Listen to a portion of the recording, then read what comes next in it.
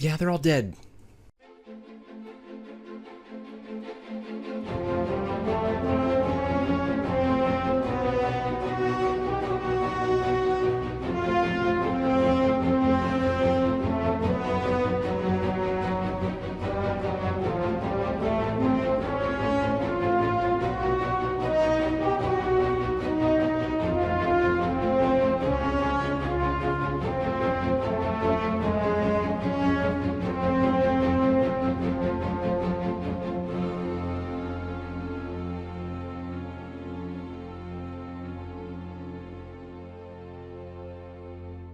No, not really. That was in jest, but my characters actually did survive the encounter. They really did. It was we played for about 3 hours, maybe 3.5 if we push it, and it took about 2 hours and 40 minutes to get through the sanctuary. And long story short, and we'll get some of the specifics there, but the characters did survive, but unfortunately everyone in the sanctuary, the peasants, the families, a couple priests that were in there who were trying to just get away from this attack, all dead. I mean, they could not save them. They tried. They tried to get to them, and they actually kind of formed some plans on the battlefield. As a matter of fact, I think in the last hour I said, one of the problems is I think is characters don't retreat. They just go into situations and kind of hope for the best. But in this case, they did retreat. So I think the first half of that, or the first half of the sanctuary battle, they did attack the second group that was coming in, and this group is pretty big. It's about 15 different soldiers coming in, the mercenaries, cultists. I think obviously mainly kobolds moving in, and they started taking them out a little bit here, a little bit there, and of course the second group was attacking them, and a lot of them kept jumping over the wall to try to get some cover, so they weren't just being shot at left and right.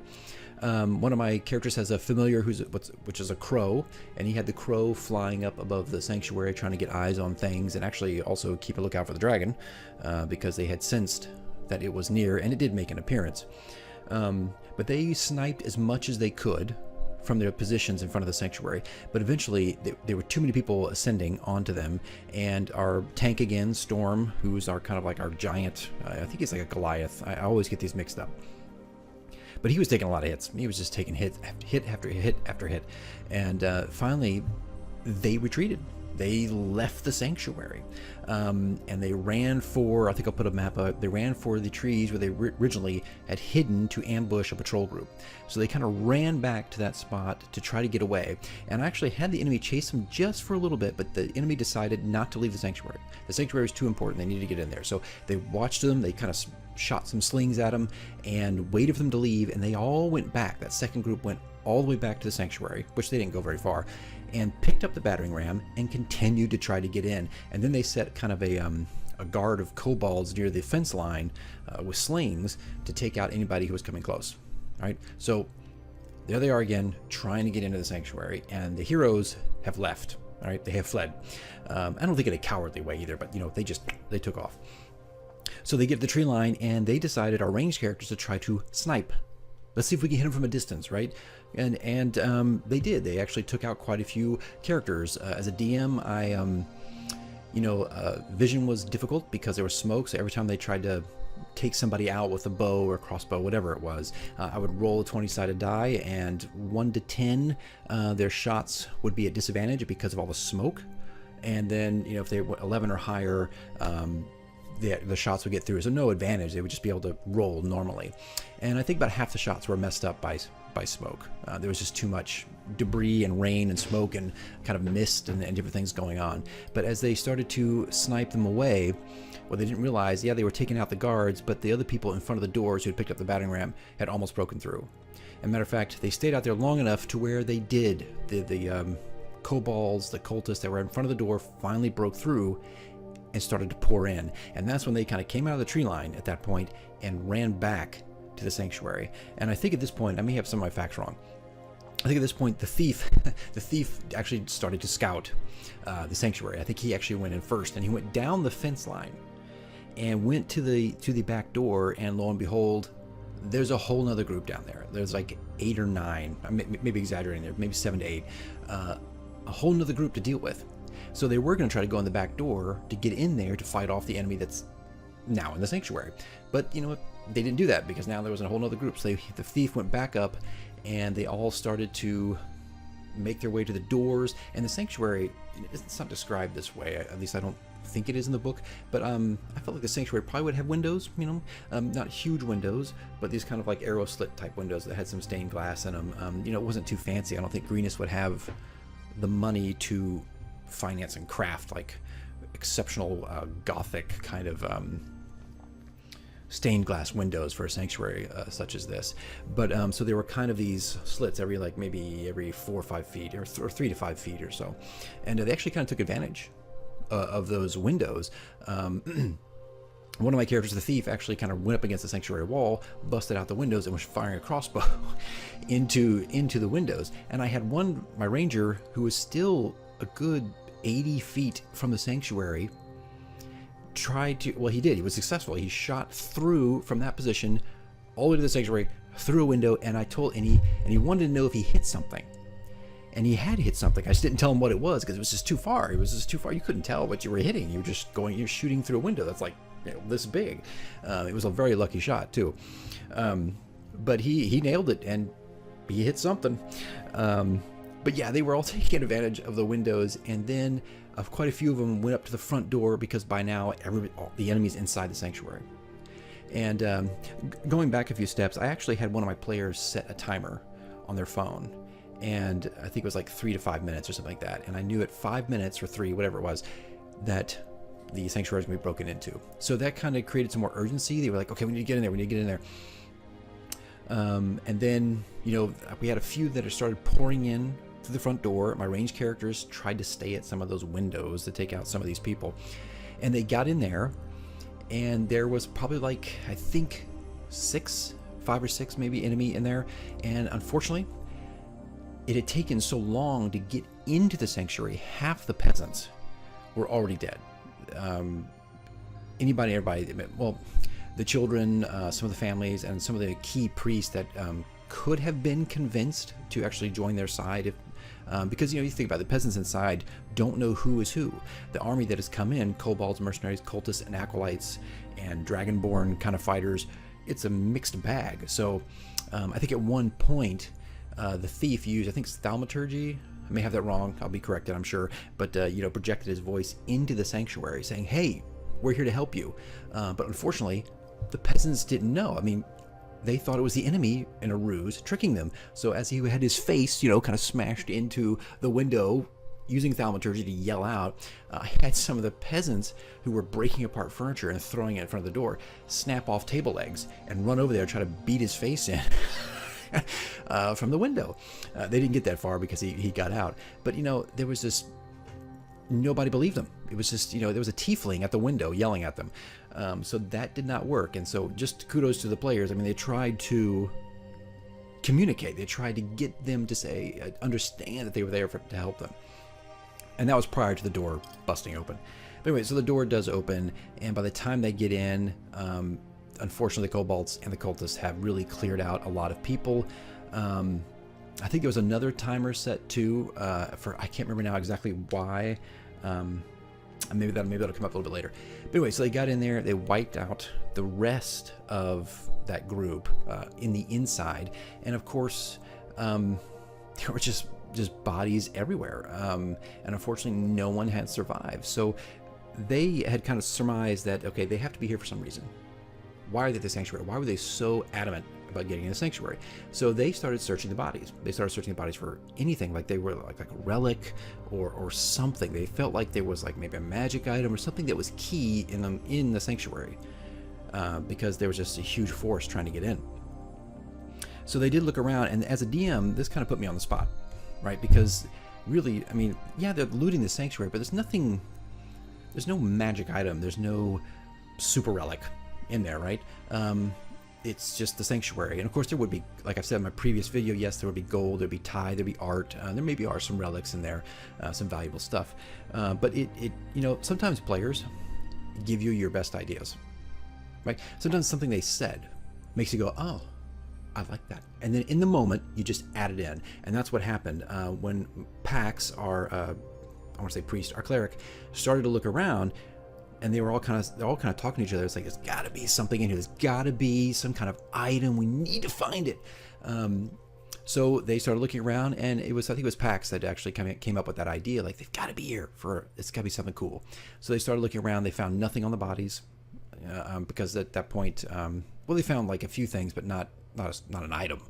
And so they were searching the bodies, and I think this is when I set the third timer, because remember, there's a group at the back door, and they're still trying to get in. So I just said, hey, set a timer 3 minutes, and then that next group's coming in. Right? So they were hastily searching everywhere, the altars and everything else, and they didn't find anything. I kept doing perception checks for them, still weren't finding anything. It was it's a big room, it's a huge sanctuary, and by the time they were still searching, we kind of stayed in initiative order. By that time, here comes the next group, right? And the funny thing is, it's a door, and obviously it's a door, but it's bottlenecked, right? So the first group tries to get in, and there's a mercenary up front, and a mercenary and a kobold. So they start trying to pour in, and immediately the mercenary puts up an attack, but immediately yells out, hey, there's no way we can get past this. We're trapped. Well, these mercenaries have been in battle before. They know they have some war tactics available to them. So as the mercenary yelled out, half the group from the back door went up to the front door. So they started working their way up, because they knew they're just all going to get slaughtered as soon as they come in. Just one after the other, and the door frame would just be clogged with bodies. So there were a few that tried to get through. There was one kobold in particular, I think this was kobold number 10, who just was up against our Goliath and was surviving shot after shot after shot. And I think it eventually took 2 people to bring this kobold down. It's just one of those things where the dice is interacting with the story, and the kobold was just dodging left and right. I mean, he was doing really, really well, blocking things too, but he survived. And so I don't know if it was the cleric or our ranger, I can't remember now who, but finally took out number 10. Well, remember, there's a second group running outside. So I was trying to think to myself as a DM, like, what are they doing? I mean, they can come in through the front door, but then that would create probably another bottleneck. So if you look at the map, maybe I'll put something up, there is a fire on the right side of the map where, the kobolds and stuff had trashed the place, right? So I had the mercenaries, 3 enemies, run up, and the characters couldn't see this that were inside the sanctuary. Well, some of them couldn't. So they started to throw torches onto the sanctuary and catch the place on fire. And I think I have a few shots of that, them throwing the torches and the place starting to burn. And the thief, again, I think was at one of the windows, and I think also our ranger, and they were trying to shoot out. They broke out the stained glasses on the other side and tried to shoot as they saw mercenaries running and another kobolds running and cultists running, and we're trying to get them. But eventually, I mean, we're talking about, almost, I think they're called murder holes, I can't remember now, but they're very thin, right? So they couldn't quite get an angle on every enemy. I mean, like, as soon as they got past, you really couldn't shoot anymore. So they couldn't quite see what was going on. But eventually what happened was my thief, he could feel the wall was getting hot, and then they finagled it in a way where they kind of looked out the window and they could see them just torching the place. So that created some more urgency. So we had timers going off, we had doors being clogged, we had fire now being introduced, everybody's dead, and they're still looking for an item that technically wasn't really in there. But eventually, I think as a DM sometimes you just gotta, this is no mind-altering information, but you just gotta think on your feet fast. I mean, and so they were so adamant about finding something, and I thought in those moments, in those few seconds, like, yeah, they're probably right. There's probably something at least here. I think Greenus was actually founded by a dwarf. I mean, it was actually founded by a dwarf. I can't remember her name. It's in the book. But I thought to myself, yeah, she probably would have brought something. So as they were looking around, still doing perception checks, eventually the priest, the cleric, found something. And it was like a lead sphere that I just kind of shot off the top of my head. It was lead sphere, smooth. It had dwarven writing on it, some gems, and it had like significant weight. It felt like it was small, but it felt like the weight of a bowling ball. Like, so it was solid. All right, and she could tell there was no magic radiating from it by any means. I mean, why would dwarves do that anyway? But there was nothing, but they could tell, right, this is it, this is the item. And I thought, I mean, that idea came from the players, wasn't me. So they got that, they pocketed that item. And now we're still going through initiative. We're still going down my dungeon master screen, which now I have 2 dungeon master screens. I've got so many enemies around the front and the back. Like, it was mind-boggling. I've never maneuvered that many enemies before. So they're pocketing. Now they're trying to get out of the building, because every time we got to the end of the round, I added more flame to the sanctuary. And by the time they got out of there, it was half the sanctuary was on fire. And it just had spread everywhere. And to take a step back too, the dragon did make an appearance. It actually flew really low and kind of projected its frightful presence, and everybody failed except for the cleric. And I think in the description of the adult blue dragon, it says once you've passed that saving throw, you're immune to that dragon fear for 24 hours. So she was the only one who was able to like keep it together when the dragon came down. But the dragon, I think I had a misstep here. I mean, it's easy to look back and go, oh, I should have done that. But the dragon should have actually stayed on the sanctuary. But then I began to think, Linathan doesn't give a crap. Linathan is actually kind of tired of being there. And I think he's fulfilled his obligation. And the cutscene prior to this, and you can see that cutscene if you want to, it's radio drama. I think it's one video prior to this. It sets up some of that tension. And I just kind of kept thinking, Linathan he's not going to do it. He's not going to go down there and try to figure out or come up with any kind of strategy in how to deal with these guys, right? So he flew past only to kind of spread his frightful presence, and then just circled up and left, which I'm sure Rath Modar would not be happy about. But they finally get out of the place, and there's still just a few enemies left, and the enemies now are down to like 3 or 4. So what are they doing? They're running away. They've lost their force. So they cut down to, we get to 2 more, and they cut north and then go east. They're just trying to get away from the sanctuary. One of them was poisoned, one of them was down to half hit points, and then finally someone said, hey, we should take prisoners. And so that was agreed upon at the table, and they managed to, the wolf, Althea, she was a druid, she changed into a wolf, was the person to finally grapple the cultist near the end, the last one to survive, who I think was also poisoned as well, and finally got him.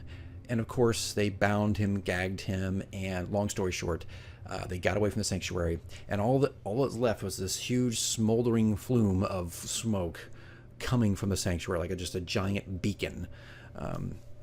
And of course all the kobolds, the cultists, and mercenaries around that area just absolutely dead, including the families. So they survived. They got a prisoner, but unfortunately, I think there was a defeat there. Even though the characters didn't die, but I think, there's this burden now of children died, families died. They just didn't make it in time, and so that was kind of I'm not sure how hard it hit the players, but I think the characters, yeah, that was a bummer. It just it was unfortunate that they couldn't do anything. So I think there was some consequences with hesitation, consequences with strategy on both sides. So it was interesting. I really thought they'd get in there, but so many wacky things kind of happened. Busting in windows, retreating, coming back, sniping from a distance. The whole place catching on fire. It was a smorgasbord. It was, and it, like I said, I think I said this, took 2 hours and 40 minutes. So it was a huge battle. A lot of spells going off and different things, but they eventually get back to the keep, and they interrogate the cultist, and the cultist tried to make a deal with him. He tried to get out of it. He said, look, you let me go, I will talk to Fulan Mondath, I will talk to my leaders, and they will let you live. They will let you live. You could walk out of this keep if you let me go. And I think 2 of the characters were like, that's interesting. It is an army. We could survive. Of course, he's tricking them, though. The cultist is not, he just wants to be let go. He just wants to get the hell out of there.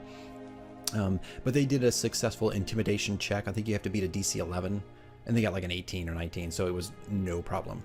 So the cultists ended up spilling the beans about the dragon hatchery and what was going on, where the cultists were. And my cleric actually was pretty clever. She had a map, and they forced the cultists, to actually point it out on the map where this thing was. So now they kind of know where it's at. And they know about the dragon eggs, because that's what the cultists spilled. I think there's like 3 or 4 notes in there in the book that you can, give out to the players. And they had successfully intimidated him enough to get everything. But after that, They killed him. Funny enough, a lot of the characters who were more lawful, good, they didn't want to be down there. They didn't want to be down in the cellar because they took the cultist through the tunnel, kept him down in that cellar, and that's where they interrogated him. And a couple of the neutral good characters knew what was coming. They didn't want to be down there when he was killed. So it was my thief and ranger, who are a little more loose with their morals, I would say, killed him. As a matter of fact, the ranger killed him close range with a bow, with like almost like a gunshot wound, like put the gun here and did it with an arrow. So it was a little nasty. But anyway, so cultists are dead, families are dead, sanctuary's toast. And to wrap this up, they're in the keep at this point, and the cleric hands over to Castellan this relic she had found, and Castellan was grateful, but he was defeated emotionally because the people had passed away. He'd asked if they died fighting, he asked if anybody had gotten out, there were a lot of questions, and it really hit, I think, the governor and Castellan deeply. But they were grateful that this founding stone, this founding relic, was at least recovered, if anything, like, silver lining, right? They were at least thankful for that. But here we are, we're at the end of the night, and here comes the dragon. They finally get to the keep. They could see an area on the keep that was mauled, like the dragon kind of swooped down, its claws hit it, like the wall section, and took a chunk out. And Castellan kind of updated them with like, hey, this is what's been going on. It's been flying back and forth. It's killed some of our people. Well, in that moment when they're on the keep and they're kind of pumping some health potions and things are busy, they could see out in the town, because dawn was approaching, it's kind of signaling the end of this battle, was the dragon just kind of flying low. And at that point, I shut off all the ambient effects and went right to music, which funny enough, in the past 2 sessions, I haven't used music, which I love using music, but I've let it rest. It's only ambient effects and the sound of war, like these past few sessions, because I felt like this was something that was dragging out. It was going on, this battle, this war, for a very, very long time. But suddenly that music kicked in, and they could see the dragon, and everybody was trying to figure out, what color is it? What color is it? Nobody had seen it, and plus it's dark, it's night. But finally, they could see what it was, because it was coming directly for the keep. Now, in the book, it doesn't describe any of this, but I decided to put a bastille, that's not right, a ballista, I always say that, a ballista on the top of the tower. And it takes 3 people to man it. Each has to burn an action to do it. So, 2 people to load it, 1 person to fire. And there's this huge debate. Dragon's getting closer. Matter of fact, they saw the dragon use its breath weapon on something out in the town. They're not sure what it was, but they could tell. Castellan is screaming from the ramparts, saying it's coming this way. People are ducking. They're jumping down from the ramparts. They're going down into the keep. Castellan pulled out his warhammer just out of reaction and put himself against the wall. Everybody's bracing for the impact of the dragon. Well, 3 of my characters ran up. They decided whoever's dex-based, that they're the person that needs to aim and fire the ballista. And long story short, 3 of them got up there. They waited till the dragon was at least about mid-range from the keep, and they fired it off. They had 1 shot, and they hit the dragon.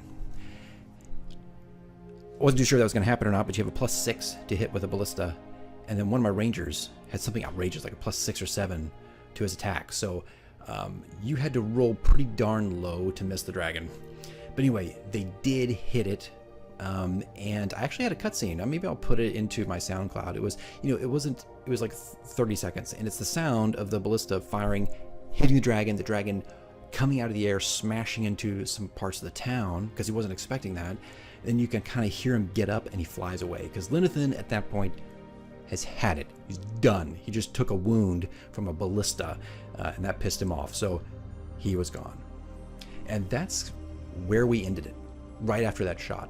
And it was fun. I think, things had picked up midway, and there was a lot of excitement over the ballista, and, there was a clock timing, ticking down. The dragon was getting closer, where they were trying to figure out who could do what. And actually, my druid wanted to turn into a spider and shoot like a web up to hit Linathan at the same time as they were firing the ballista. Unfortunately, she missed.